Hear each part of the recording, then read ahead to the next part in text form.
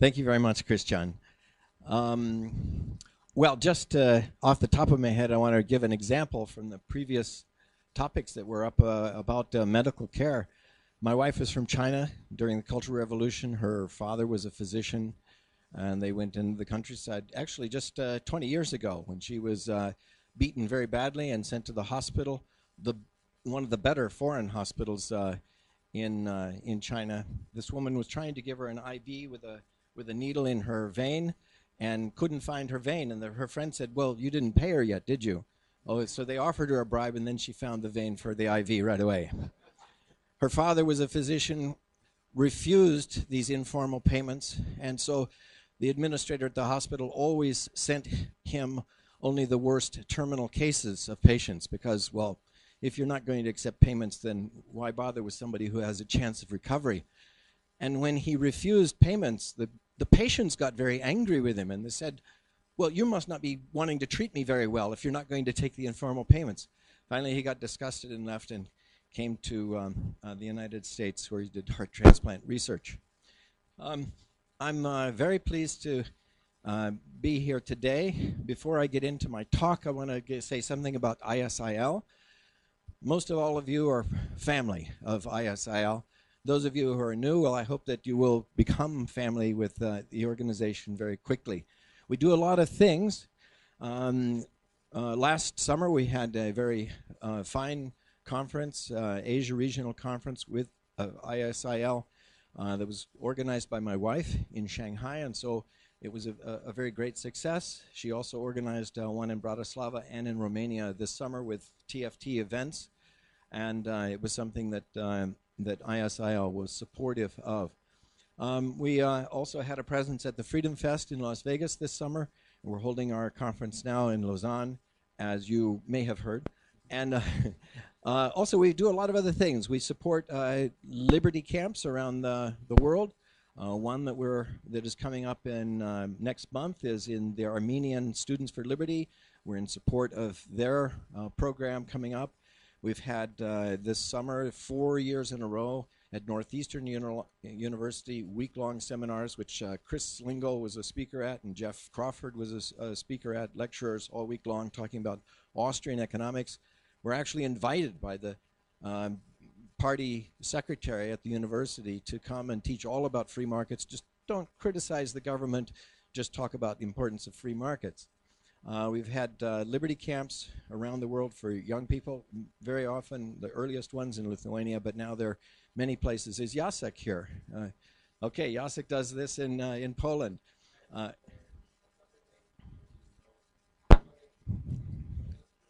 Great, good, and coming up. And also through ISIL, we support people like Tomislav Krsmanovic, who right now is facing a great deal of harassment by the authorities in Serbia. We would like to have some letters of support to the authorities to give some attention to his case.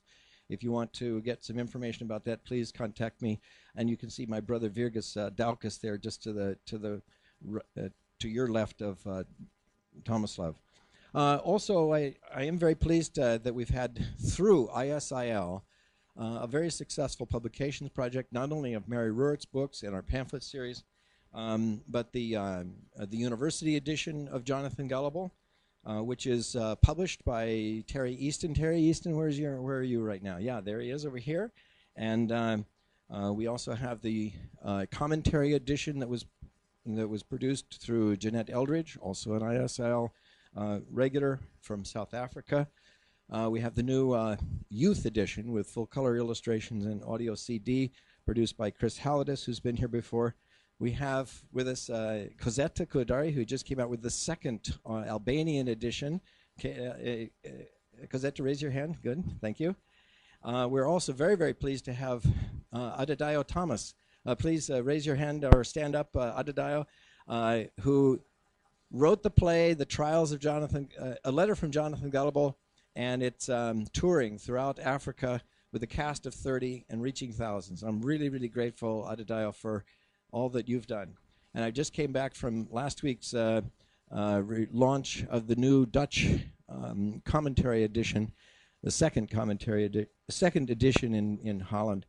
In all, it's been published in 48 languages, 73 publications worldwide, 3 plays, radio and audiobooks as well. So please continue to support ISIL, be part of the family. Now today I'm talking about a topic that is, well, let's say sensitive. I've never approached a topic that is so sensitive for people any more so than this one. And even though this is a libertarian group and we have a lot of common ideas, still there are a lot of very big issues involved with this. So let me make my presentation about this. Please don't throw anything at me. We'll open up to questions and comments during the question and answer session. Now this word taboo, in Hawaii the word is kapu.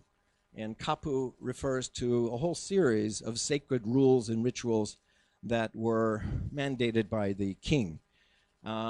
These meant that there were many things that were forbidden on sacred religious grounds for a lot of people. For example, women were not allowed to eat most kinds of bananas. There were like 60 bananas, different kinds of bananas, and 57 of them were disallowed for women, as were coconuts and taro. But for the royalty, if you did not have your head lower than that of the king, if you wore feathers that you weren't allowed to, that were only worn by the king, if you looked him in the eye, I mean, these were instant death.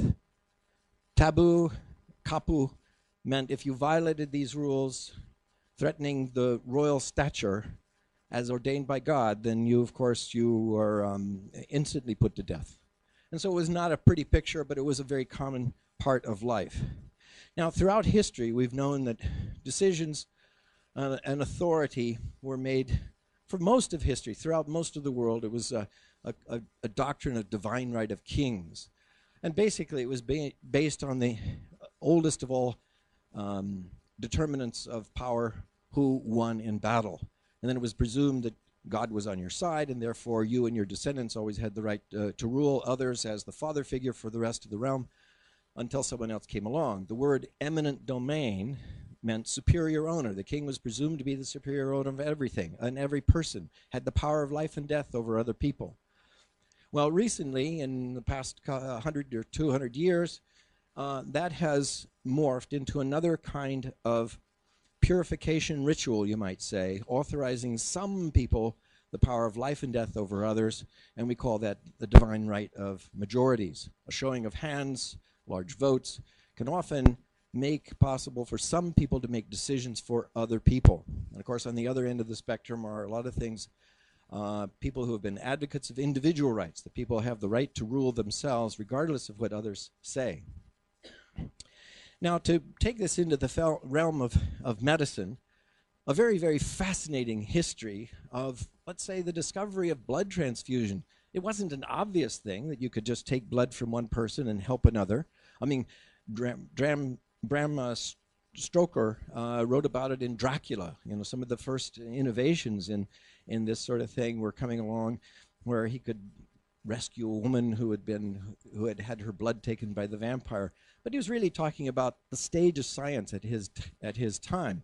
Long before him, people were starting to experiment on the use of blood transfusions, and it was Richard Lower in England in 1667 who probably had the first successful transfusion. But then such horror was raised across Europe, in England and France and Italy, that it was prohibited, any kind of work on blood transfusion. Now, the standard practice of medicine in those days was heroic therapy of medicine, where you bled people and you leached people and you poisoned people to get rid of the demons in their system. I mean, that was the common standard ordinary thing. It was okay to let the blood go on the ground and destroy it, but to transfer it from one person to another was a sacred violation, because within your soul, within your body was your soul, and your soul was within your blood, and to transfer it, there was something horrific about this, and it was condemned for 150 years. So for 150 years, there was no additional experimentation or research, and so we did without until probably because it was prohibited by law, until, well, around 1901, there were other experimentations, and it became, well, actually, I have to say, there were experimentations before that, but it became widely used just prior to and during, especially propelled by World War I, when there was a tremendous number of carnage out on the battlefield, a lot of people dying for loss of blood.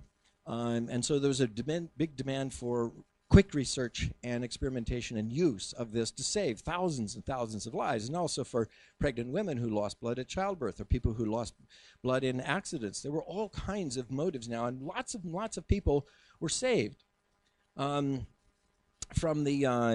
accidents and complications from pregnancy and various other surgical procedures. But what of the 150-year gap? We hear about the people that made the discoveries, but we don't hear about the people who prohibited the discovery. And I consider them sort of the villains, the people who stood in the way of 150 years of potential progress and 150 years of saved lives that might have occurred had blood transfusion been discovered and experimented on and developed much, much earlier. Well, beginning in 1905, they did the first cornea transplant, and then by 1953, they did the first kidney transplant, and then it was a flood of additional things, heart and pancreas and liver and lungs and eyes and bone and tissue for all kinds of issues. Now, before this, when people had problems with these organs or with these parts of the body, they just died. There wasn't anything to do about it. I researched my grandfather's diaries from the late 1800s and early 1900s in Holland, and his diary was filled with death and disease and suffering of people of all ages because there just were no answers. And now, suddenly, there were remarkable answers for a lot of ailments where people had potential for success. And, you know, people, skin transplants, people who treat people with severe burns. The full face has been restored to many disfigured people. I mean, there was a woman whose boyfriend just got upset with her, and he came up and shot her face off. She survived, but she was horribly disfigured. Recently, they've been able to use a transplant, a face transplant, from one person to another to make it possible for her to live a normal life. So one donor might help anywhere from 200 to 400 people by restoring ailing bodies to health, sight, and long life. Okay, now I'm going to do a terrible thing here, and I'm going to use an economics graph that many of you may find a bad memory from your economics class that you had, talking about supply and demand and prices and quantities and that sort of thing. So bear with me, and don't worry, I'll explain anyway when I'm getting to, even without the graphs. But on the left axis is prices, could be high or low, and the quantity of kidneys or other organs, high or low. Initially, when there was medical research that made organ transplant possible, you could say, well, the demand curve was something like this. In economics, we refer to an inelastic demand. People utilized whatever they could. They would pay almost any price to be able to access these things, but they didn't have to pay a price so long as people were willing to volunteer to be kidney donors or organ donors. And at a zero price, you might find that maybe 10,000 people were willing to be organ donors when medical research was at an early stage and not too many transplants could have been done. Let me just ask by a show of hands, how many people are currently a registered organ donor? Okay, 1, 2, 3, 4, 5, 6, 7, 8, 9, 10, 11. Okay, well, good. Now, in the as the medical advances occurred, in which it made it a lot more available for a lot more kinds of medical transplants from one person to another. Either for a live person, for kidneys, that can be a live person because you can live quite well with one kidney or with two, and if you wish to give up one to help someone else out, you can do so. And for others, the organs, we're talking about ones that are, as they say in the in the profession harvested from people who died. There's usually teenagers or young people who've died in motorcycle accidents and so on. Many of their organs are very vital and usable, but they are dead. So you're given an option of choosing whether or not to be an organ donor or not upon your death. And that when you specify that, your organs can be taken for all of these other benefits of people who are in need of organ transplants or eyesight or kidneys or pancreas, whatever. Now, in the marketplace, if there isn't enough organs that are available for free, the idea is that, well, if somebody is paying a little bit of money to sign up people to become organ donors, maybe there would be more available. So, well, let me ask you this question. Would you become a new registered donor now if I gave you, well, let's say 500 Swiss francs? Now, how many people would be willing to sign up right now if I gave you 500 Swiss francs right now? Okay. 1, 2, 3, 4, 5, 6, 7, 8, 9, 10, 11, 12, 13, 14, or 15. Okay, well, we've doubled the number of people who would be registered. Some simply because, well, my organs aren't going to be good for me at the end of life. Why not give them to somebody else? And other people say, well, I didn't really consider it worth my while because if they're not going to be worth anything, well, why should I care? But 500 Swiss francs might motivate me to say, well, sure. Otherwise, they're going to be fed to the worms. So why not just do this right now and get 500 Swiss francs? Well, the nice thing about that is that propels the number of organs to be available. Now, why is that an issue? It's an issue because, well, right now, for kidneys and a lot of other things, the people who are eager to have kidneys is rapidly growing. Not only because medical science is getting so much more capable of doing this, but because a lot more people hear about it and know about it, and because they can find out at an earlier time in their diagnosis, they can have a more successful treatment. So the people eager to be getting a kidneys is tremendously increasing, but the number of people who are voluntary donors, those who have registered to be organ donors, is increasing, but not at nearly the same rate. In other words, the number of people on the wait list for kidney diagnosis is increasing 3 times faster than the number of people offering organ donation. That's a lot of people. That means that in the United States, there are 88,000 people who suffer on a waiting list, and suffer as they do because, you know, they have to have dialysis, which is very expensive. It's very uncomfortable. Their condition often deteriorates while they're waiting on the list, so even when they do get one, they're less likely to survive it. And 6,000 people die every year waiting on the wait list, and that's 15 each day. That's just in the United States, not to mention the number of other countries that have the same problem around the world. Now, the reason for this shortage, I would argue, is because of it is illegal to have a price for motivating people to become organ donors. In other words, at this at a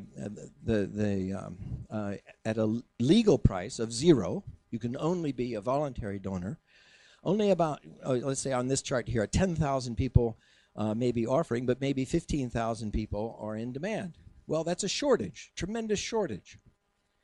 Now, why is this shortage in existence? 88,000 people suffer on the waiting list, 6,000 die every year. Over the years since the National Organ Transplant Act of 1984, that's at least, very conservatively, 150,000 U.S. deaths since that act was passed. It's a felony crime to transfer any human organ for valuable consideration for use in human transplantation. 5 years in jail, $50,000 fine. You are a felon if you should do so. You should try to motivate anybody else to become an organ donor. And this was sponsored by our Nobel Peace Prize laureate, Senator Al Gore. Well, I think it's worth holding these guys account for what they're getting in the way of, as well as for the scientists and researchers and medical people who are making heart transplants and kidney transplants all available and readily available, but inaccessible for a lot of people because there aren't enough organ donors. And I might say that this only applies to replenishable organs. We don't say that you can't pay money for blood. You can't pay money for hair.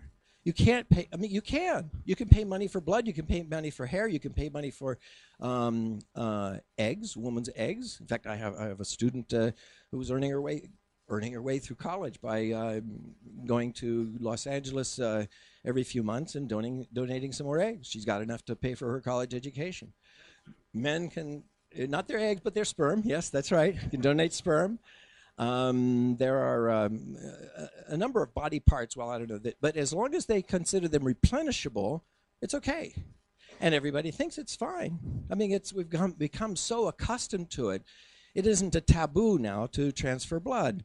Everybody expects that when you go to the hospital that there's a blood bank there that's going to be able to take somebody's blood and rescue your life if you need it.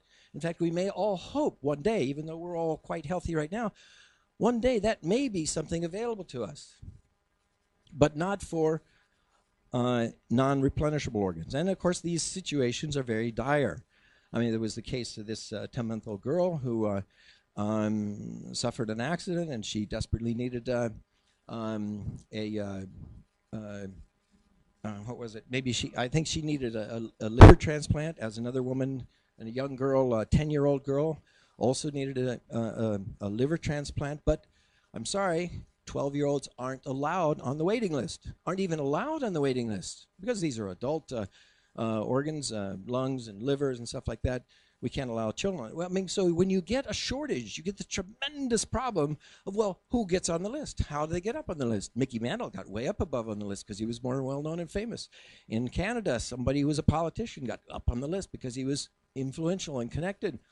But the waiting list creates all kinds of problems that are, I think, raising the question, is it practical, such a law? Is it humane when you consider 6,000 people's dying a year? Now, are people concerned about 6,000 deaths? I think they are. I mean, people in the United States got rather concerned when 3,000 people died in the World Trade Center. They got very concerned about that. Or when a few people got whose lives were lost at the Boston Marathon.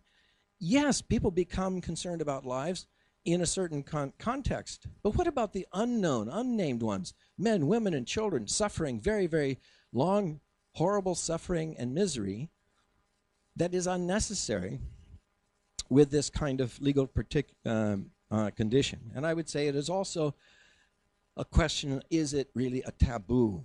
Do we have laws about this sort of thing because of very, very powerful sentiment that we might have about organs as they're different from eggs and sperm and so on?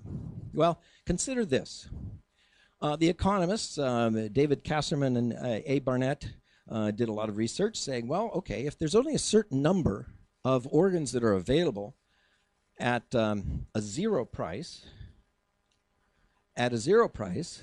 then what is the next one worth? What is somebody willing to pay for the next organ? Well, in that case, they say, well, we come up with a black market price. Somebody, for the next organ, is often, it's life or death to them. So, well, let's ask ourselves I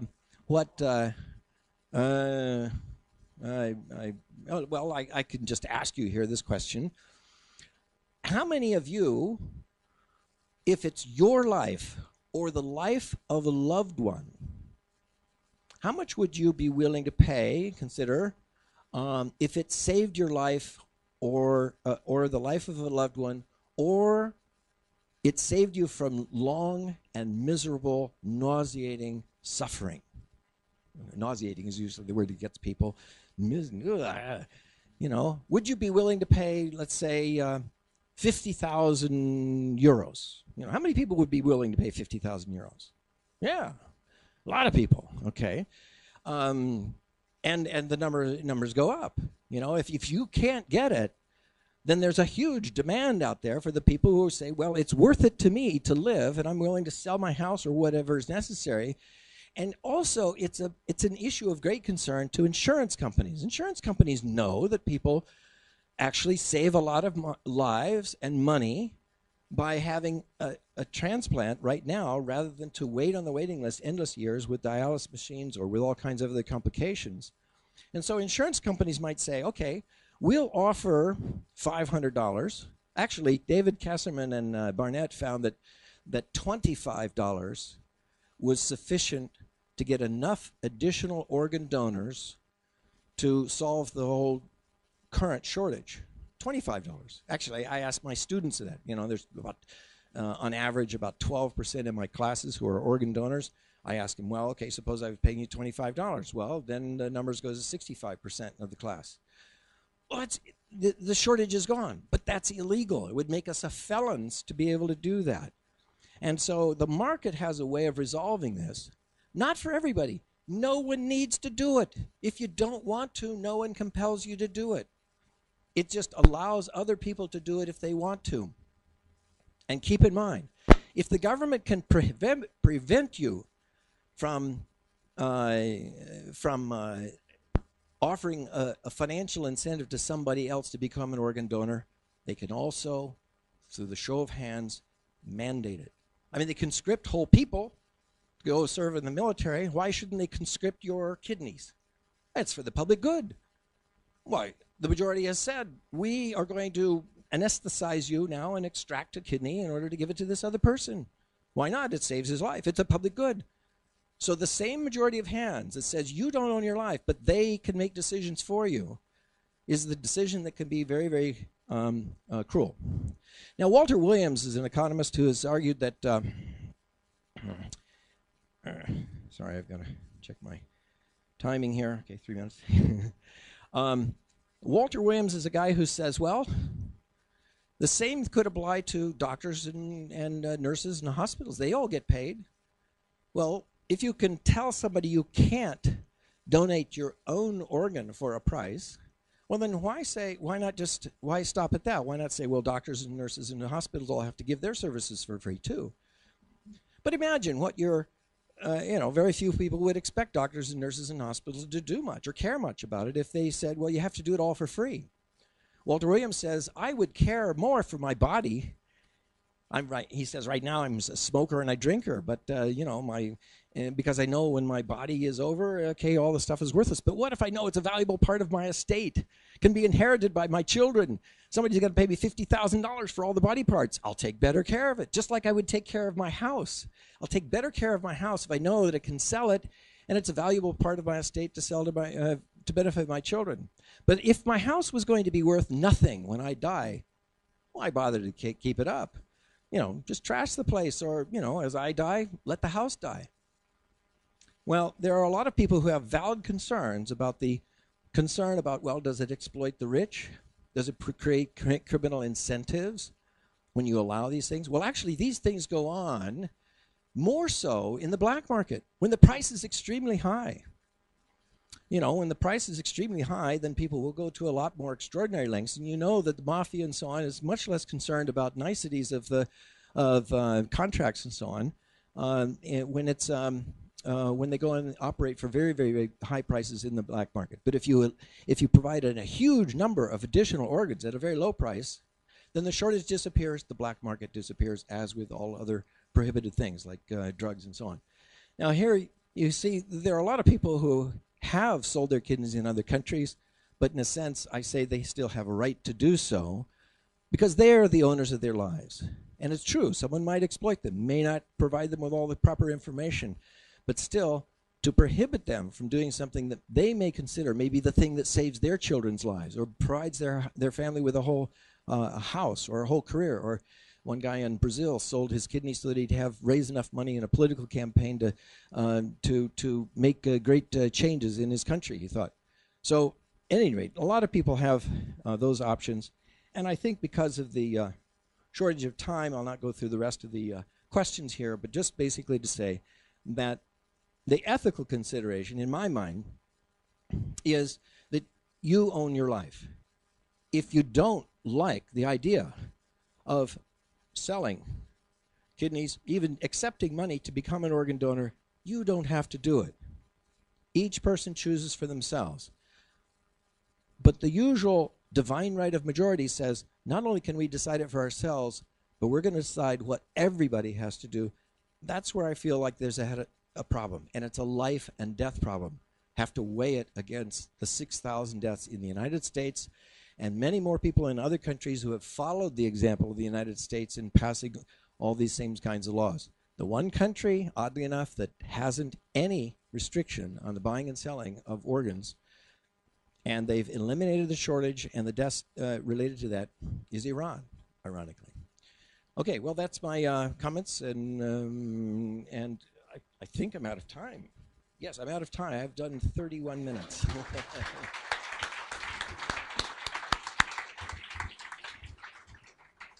Thank you so much. It's such an important issue, and I'm sure you will have many questions. But now we have a panel discussion with all the speakers for this morning.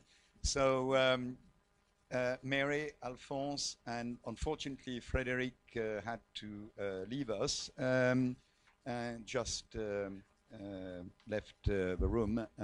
He has to go back to the business of transforming the medical industry, the health industry in Eastern Europe. So I invite you to ask questions to any of the panelists all together, all of them together. Thank you. I'm Hugo van Rijen. I have for Professor Schoolland one remark and two. Can you hear me? Yeah. Okay. I have one remark and two questions. The remark is the following. In the Netherlands, every day there are patients dying in the hospital because the doctor declares, sorry, I want to operate on you, but my time is finished for today. I'm legally not allowed to operate, and the consequence is that the patient dies. That is my remark. In second place, I would like to ask you, does the patient in the United States and the donor, do they have the right to go to an overseas location to do this? And my second question is, are there how many real prosecutions have there been in the United States regarding this matter? And is the prosecutor allowed to drop such a case? Oh, those are very good questions. One, about whether you're not allowed to go abroad.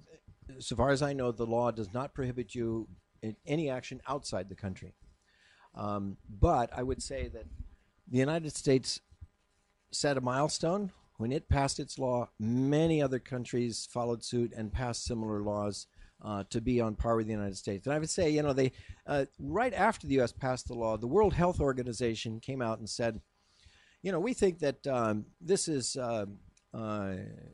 an undignified thing that is in violation of the UN Declaration of Human Rights. So I went to the UN Declaration of Human Rights, and Article 3 says you have a right to life, to liberty, and secure property. Well, that doesn't sound like a violation of the Declaration of Human Rights, at least that article. So I think a lot of other countries followed suit to be politically correct. And I don't know if the U.S. has followed it with such things as sanctions on aid and the way the U.S. often tries to influence policies abroad. But Americans have gone abroad, and I would say the black market price being very, very high has motivated a lot of people to get into the black market business of procuring organs. And I'd say a lot of those procurements were probably done you know, in criminal activity, viciously, without the victim's permission. And like in the case of China, with you know, the massive executions on the day of the transplant, and then they say that the prisoner voluntarily offered his organs that day to a matching recipient in the hospital. I think that was probably propelled by the prices they could get for it. So eliminate the black market pricing. Just simply offer people $50 to sign up as organ donors across the United States, and you've got an abundance of of donors and the end of the blacklist. Okay, then your second part of your question, I'm sorry, was Regarding the prosecutor, if the prosecutor is allowed to drop such a case. oh, yeah, I don't know. I don't know how many prosecutions there are actually, but the penalty of being considered a felon, 5 years in jail and $50,000 fine, is pretty stiff. So certainly none in the medical profession would risk their whole careers and that sort of thing legal. I mean, of course, the medical profession has always gone into the black market too, with abortions and other things like that when they've been disallowed. So I don't know. David Goldstone, another question for Ken Schoolland. Instinctively, one feels that there is a world of a difference between the perhaps rather difficult debate about the selling of, as it were, live kidneys by a live donor on the one hand, and one can see that that does raise some potentially difficult issues. And on the other hand, what seems to be a complete no-brainer, which is the trade in paying people to sign up to an organ donor register so that their organs can be donated, or rather effectively sold, when they die. Now, does the debate in the US, to the extent that there is one, draw a distinction between what seems to me to be two completely different issues? And am I right in thinking that if there were a free market in organ registers, so that one could have private organ registers which went around the country saying, we will pay you, $1,000, $1,200 straight away. All you have to do is to sign up so that when you die, if we can use your organs, we are free to do so. That seems to, is it right that that would solve the shortage problem so that the live donor issue, which is rather more difficult, would actually cease to be a live question anyway? Well, that's a very good point. Actually, there are a lot of proposed solutions in this, and the market has, considers them by the hundreds, the possibilities and combinations. I would say that the market is better at sorting this out than a politician deciding what is the one best way. In Israel and in Singapore, they're considering some kind of financial incentive to allow people, to encourage more people to be donors. But consider, some people have a desire, or like, for example, one woman in India said, well, I'll donate my kidney, but what I want in return is not only some money, but I also want lifelong guarantee of treatment at this hospital. I mean, so some people make that kind of bargain. Think about it, for example. Think about what your income is, triple it, in other words, 3 years worth of income. Could you conceive of something that might come up in your life, some dire circumstance or great opportunity, where you might be willing to trade a kidney for 3 years worth of your income? Is there anybody who could conceive that some emergency or some opportunity might come up where you would want to be able to do that? And how many people, is there anybody in the audience who might be able to do that? Okay, well, there again, you've got just enough to solve the organ shortage there. And that's what these people in poor countries, when they say, I'm earning $300 a year annual income, and somebody offers me $1,000 for a kidney, well, my child is in the hospital and very, very sick. My other children can't afford medical care or even food. I need a house.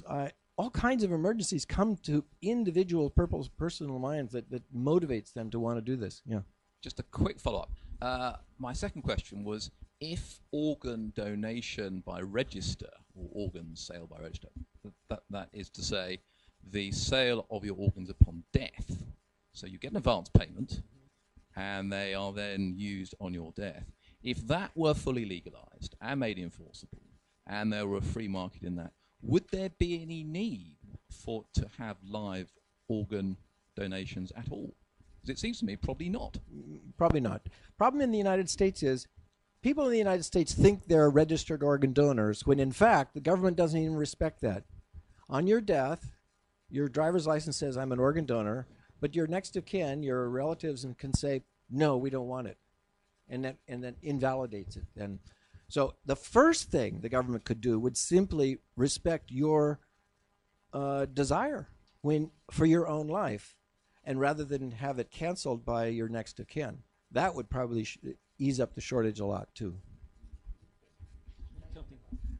To catch up on that, with respect to live donors, I think there still is a need, and always will be a need for live donors, insofar as it enables the timing of the organ transfer to be much easier to plan than with dead donors. You can say, well, I'm going to give my kidney on that date and get organized. So that's one reason why we must also fight to allow for live donors to be more numerous, paying for by paying them. But there's just another thing I'd like to add. If you want to sell organ sales, you have to use the right words. If you say you're selling an organ, you'll be paying what was the fine there? A $50,000 fine and so on. But on the other hand, if you you do the same thing, but you call it financial compensation for the sufferings linked to giving your organ as a live person. You're going to be in hospital, you're going to have pain, then you can probably sell it much more easily. And some insurances do that kind of compensation to live organ donors. I have a question to Mary. Yes. Do you think that the solution for the United States might be moving the drug investigating laboratories to Georgia? Well, I think it would certainly help Georgia and, of course, any other countries that wanted to adopt drugs. You know, I mean, there is a movement afoot to, when one country approves a drug, to have other countries accept that approval. So it would help that. But I can tell you the FDA will not do that. For many years, they would not accept any studies done outside the U.S. For approval. It was like, other countries don't know how to do studies. It has to happen in the U.S. The Georgian shows that the drug works. So American will travel for these drugs. It will be medical tourism. Oh, yes, yes. Americans will travel for the drug. Now, of course, the AIDS patients actually did that in the 80s, and the customs official took the drugs away at the border because, of course, it was illegal. And then the FDA commissioner that was on board then decided that he was not going to dictate that, you know, he was going to take drugs away from dying people. He said that the AIDS patients could come back with enough to treat themselves. And of course, he ended up leaving the agency shortly after that, probably due to the criticism he got over that. And then the other FDA commissioners that followed him did not always honor that. So there is this little provision in the U.S. law that supposedly entitles us to bring such drugs in, but it is not always honored. It's quite variable depending on who the FDA commissioner is at the time. Okay, I have a question to Mary too. I'm here. Oh yes. Okay, now I can see you. Okay. Basically, from your presentation, I understood that following this law that was passed, I think in 1962, the cost of medications, the cost of health, basically increased sixfold. So from this, U.S. politicians are certainly aware of that. The country is running a huge deficit, like many other countries. Why is it that none of the present politicians wants to tackle this problem? And that's the first question. The second question is on price of drugs. We know that generally in free market, a price of a product is function of research and development cost, but it probably is more function of what the customer can pay. Certain products, certain Swiss drugs, I'm Swiss, but in Switzerland there's also a big drug industry, let's put it. Certain Swiss drugs are cheaper in Russia or in France or in Spain than they are in Switzerland. And for the last 3 years, the government has also its own problems, let's put it that way. And they put tremendous pressure on drug manufacturers. And drug manufacturers agreed to lower their prices. Well, they do in a way. There's a little dirty secret that most people aren't aware of, and these studies come from Canada that I'm going to talk about now.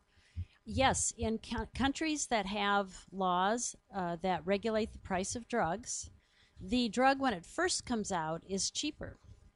So in Canada, for example, a new drug will be much more in the US than it is in Canada. But the downside is when the drug goes generic in Canada, it will be much more expensive than it is in the United States.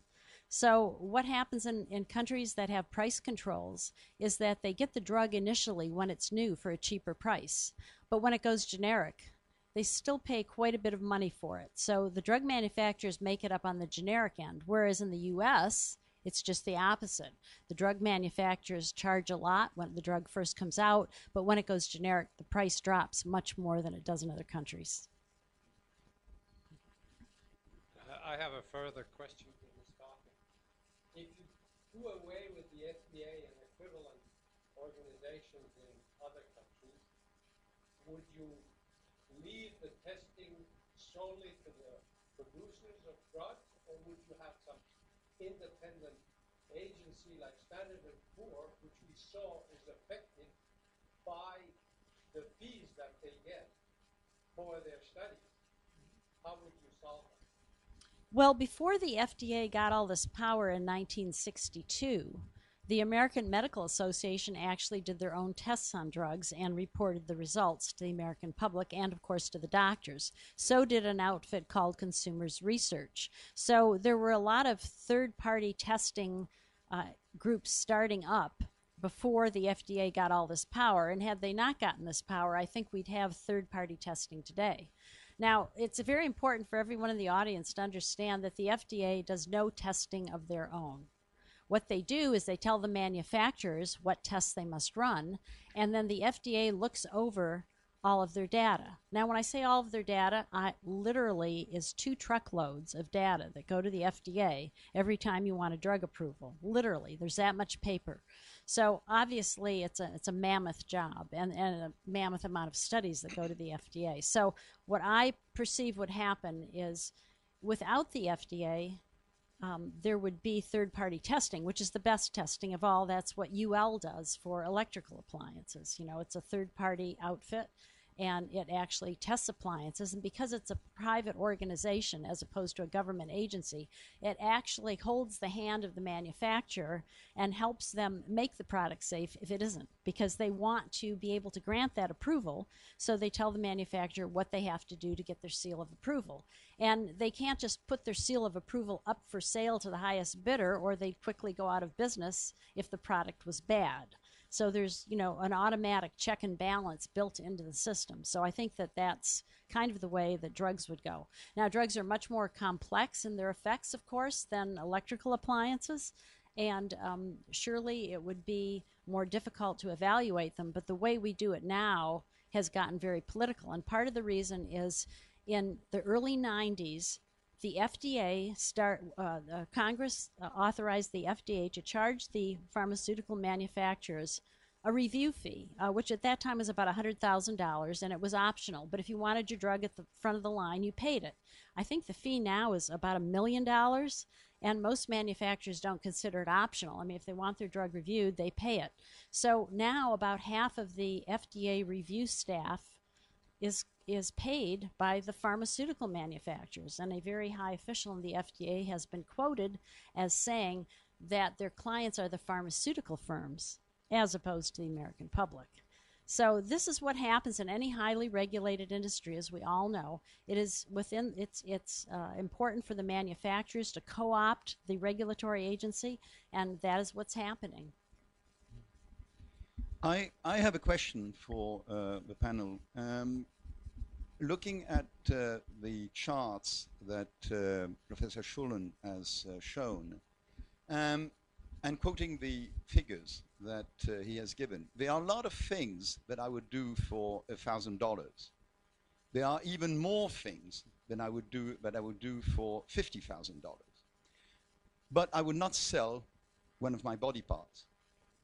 I may give my body part, I would certainly give some of my body to my daughter, to my son, to people I love. And I would be offended that they give me money for this.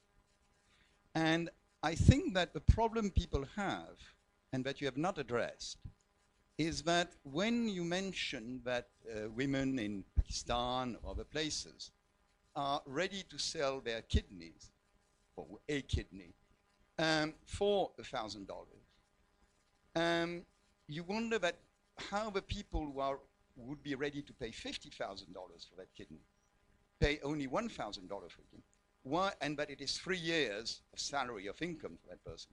Why don't they simply give that person $1,000 and not give a kidney? If that is really what is saving that person's life, that poor woman's life. So, in other words, what sounds a bit obscene in this organ trade is that it is a blatant exploitation of people who are reduced to the point where, in order to feed themselves or give a little education to their children, they have to sell a kidney. So how do you get around this? How do you get around that perception? It's fine to save rich people in the West, but isn't it something that is distressing to think that in order to save them, you have to take advantage, gross advantage, of very, very poor people? Alphonse. Well, those very, very poor people are not going to be so very, very poor once they've sold their kidneys for $10,000 in India, for one thing. Mm-hmm. So they're benefiting. And the other thing about the rich people and the poor people, if the rich people can afford an organ kidney, an organ paying for their kidneys, that will make the queue much shorter for the poor people who can only need donations for that. So you're getting rich people off the queue. So it is a very equitable system to be able to sell organs and buy them. Okay. Yeah, I agree with you about your sentiment. What you feel about doing with your own body, I respect that. Whatever you wish. What I'm saying is that I reject the notion of eminent domain, that there is a superior owner of your life. If the government of the United States says, or the government of wherever, England or wherever, says, well, we care about those people in other countries that need kidneys, so we're going to exercise eminent domain. We're going to condemn your kidney and give it to them. They could do that. Under this principle that they own your life, not you. So I highly respect your right to refuse it. I want to make my daughter the beneficiary of my house. I'd like to give it to them, give it to her. But the government could come and take it and say, no, I'm sorry, it's really better used for this other purpose. Taking away a choice from a poor person isn't improving their condition, and it isn't respectful of them. Here's a person with a choice. I mean, you're granted, it's not a good choice. It's not a great choice of desperate, dire poverty, but it exists around the world. And by removing a choice for them doesn't make their life better. It just leaves them without choices. And so their condition is worse, and you've gone feeling nice about things. Well, we haven't exploited them by allowing them to sell a kidney, when in fact they might have made that choice for very good reasons of their own, very good desperate reasons of their own. Now, it might be nice to just motivate people to give kidneys or money to people abroad, but giving isn't it is the solution for some. That's what the benevolent motive for a lot of people through charity and so on. But I think respecting the freedom of people in other countries is much better way of improving their condition. And I'm just going to make a quick comment about the overall business of poverty in other countries. We know it's because they don't have freedom, they don't have liberty, they don't have markets. So one of the things I think libertarians can bring to the table as an argument is, let's give these people the liberty to sell their organs, yes, but let's look at their liberty in other ways. They don't have it, and the best thing that we could do if we're really concerned about them is, you know, encourage them to get it and stop giving, especially like in the U.S., stop giving foreign aid to dictators that keep suppressing their people and keep them poor. Thank you very much. I wanted to hear that answer. It is obviously one that, you know, whenever we talk to other people on this subject, this is what comes up. I have a question for all the panel and then one specifically for Ken. We talked yesterday about seasteading as an option for immigration. Is there any hospitals operating in international waters outside of the regulatory system or pharmaceutical companies that are an example of what the market solutions can bring?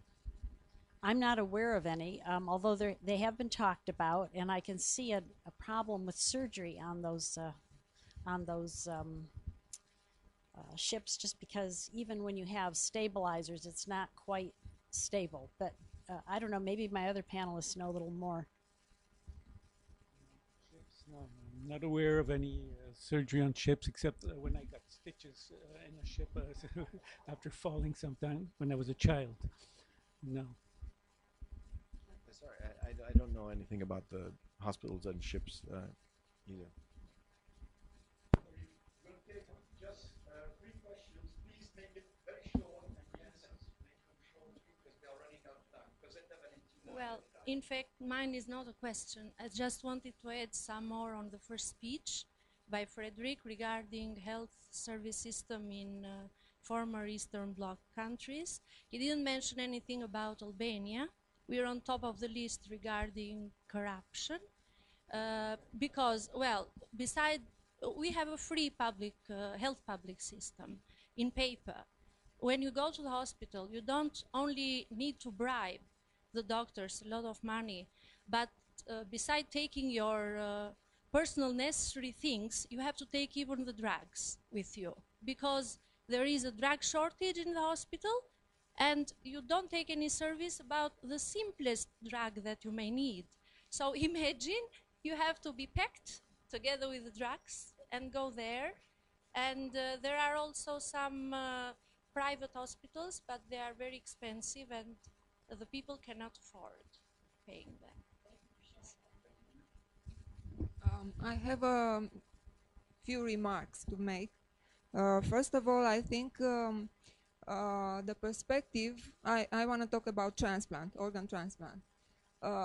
Your perspective is a bit peculiar. I mean, you think in terms of your health system, which is supposed to be working.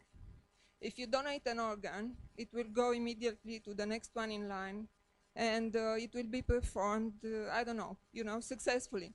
But if I donate an organ in Romania, I would consider where that organ is going, what is the rate of success of such an operation, in what hospital, what is the experience of that hospital in organ transplant, which makes for the success rate. What if I'm, donate an organ just for the doctors to practice, to take it, how to take it, how to transplant it.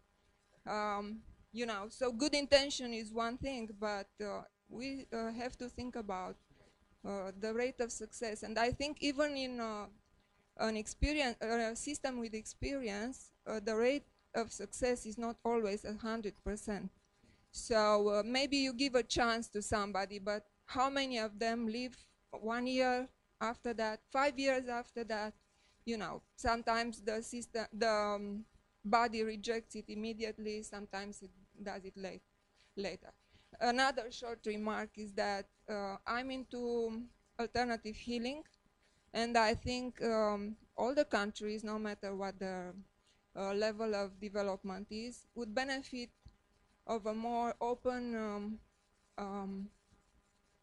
society in which alternative healing would be allowed to progress, to make studies, because now the establishment is keeping them, like under the cover. They are not good, they are like rubbish, And I would encourage that because I think it would give a better chance to everybody.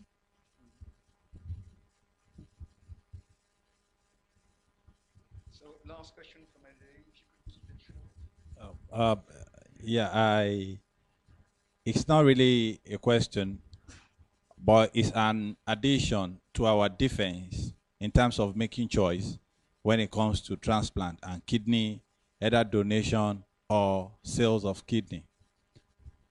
The other school of thought apart from us will believe is a strong weapon to say this is the way capitalist, this is the way libertarian underdevelop some poor countries, and as well maltreat the poor because they don't have a choice apart from picking it up to donate or to sell their kidney so that the rich can survive. There are 2 points.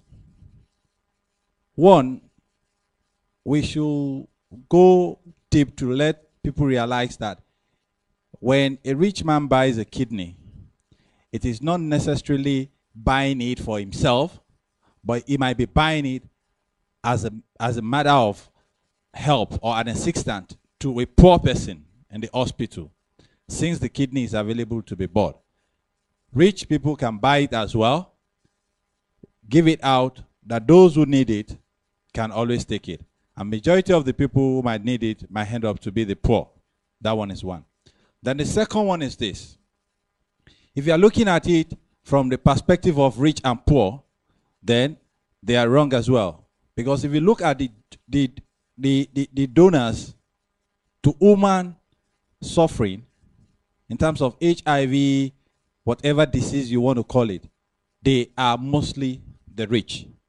And they are on the capitalist side. Then you need to point it out to them that, okay, who are the people? Just give a 10 list of those who you feel are philanthropists. Philanthropists don't come from socialist or communism. It comes from the capitalist side. So those are 2 defenses you can always use when you are talking about the rich trying to undermine the poor because they have to sell their kidney. Thank you. Any final comments from the panel, and then we'll break because you want some time for lunch, and we are actually using lunchtime. Yeah.